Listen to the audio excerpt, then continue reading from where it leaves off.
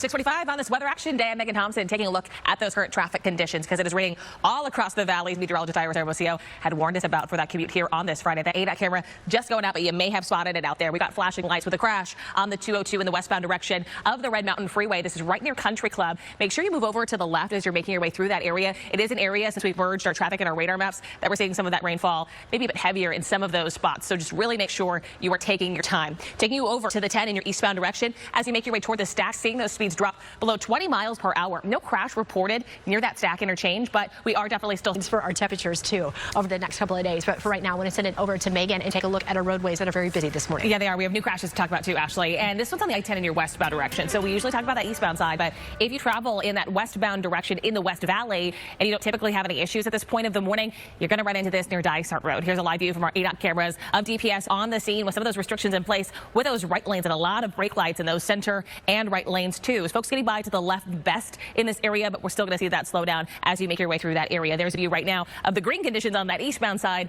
but the westbound side seeing that slowing. Together, speeds ranging between 25 over to about 50 miles per hour through that stretch. As for the 17th, the Black Canyon Highway in your southbound direction, showed you that live picture just before the break. We see those speeds right around 45 miles per hour near about Dobson Road. We're talking about the Santan Freeway for you as you're making your way through this area, kind of near that 101 interchange. So unfortunately, this is being reported as a stalled vehicle, and it is off left. The HOV lane is slowing as you're trucking through this spot. Pretty typical as folks start to make their way into the downtown area, maybe from the West Valley, you commuters there. Here's a view of some of those speeds we're watching with that slowing starting near about Dysart, where we got between the 303 and the 101 speeds around 25 miles per hour. We improve a bit as we get closer to the Loop 101, only to slow down again.